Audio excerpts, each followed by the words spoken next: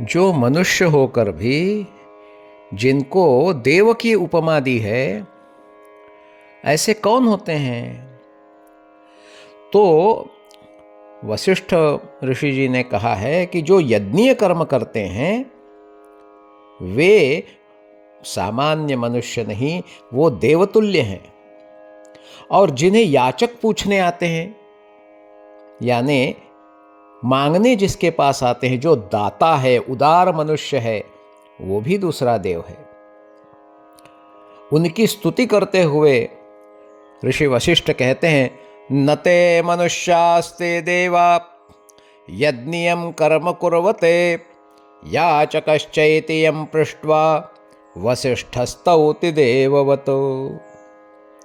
यज्ञीय कर्म करने वाला और दान देने वाला व्यक्ति ये होता तो मनुष्य है, परंतु वो देववत स्तुतिपात्र होता है। कारण भारतीय संस्कृति में मनीषियों के पावन कर्मों में 3 ही कसौटी के प्रमुख कर्म माने गए हैं। और उसका भगवत गीता में उसका उल्लेख भी है, यज्ञो दानं तपश्चैव पावनानि मनीषिणाम। साक्षात भगवान श्री कृष्ण प्रमाणित कर रहे हैं कि यज्ञ, दान और तप ये मनीषियों के पावन कर्म हैं। और ठीक भी है। यज्ञ ऐसा रचनात्मक कार्य है जो सर्ग और स्थिति दोनों काम करता है। जहां उसका एक पक्ष यज्ञात् भवति पर्जन्यः, यानी कार्य कारण भाव गीताकार ने, भगवान श्री कृष्ण ने स्वयं प्रस्तुत किया है। वहीं दूसरा पक्ष जागतिक वस्तुओं का उपयोगजन्य ह्रास दूर करके सोमादि के आप्यायन भी विज्ञजन मानते आए हैं। इसलिए उपकारक यह यज्ञीय कर्म जो लोग किया करते हैं वे निश्चय ही देववत पूज्य होने चाहिए। भारतीय प्राचीन वाङ्मय की तन्मयता रही है कि देव सदैव मानव का पोषण किया करते हैं।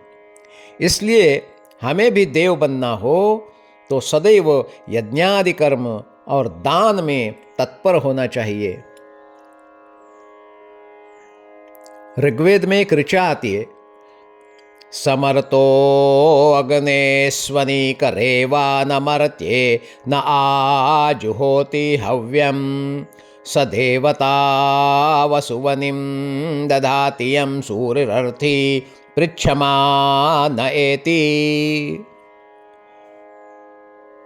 त्रिष्टुप छंद का यह मंत्र है। और वशिष्ठ ऋषि अग्नि की स्तुति करते हुए कहते हैं कि हे सुतेजा अग्ने, वही मनुष्य धनवान है जो निर्धन होकर भी देवस्वरूप आप में हवि का हवन करता है। वही मानव देवताओं को धनवान बनाता है, जिसके लिए विद्वान याचक यह पूछता जाता है कि कहाँ है वह उदार मना, क्या कर रहा है वह मुक्त हस्त। और वही अपर देवता है, ऐसा उल्लेख है। तो सामान्य मनुष्य को भी अगर दान करता है, वो यज्ञीय कर्म करता है, तो वो देववत पूजा जाता है। इसलिए हमें भी यथाशक्ति दान और हवन यज्ञ करना चाहिए। हरि ओम।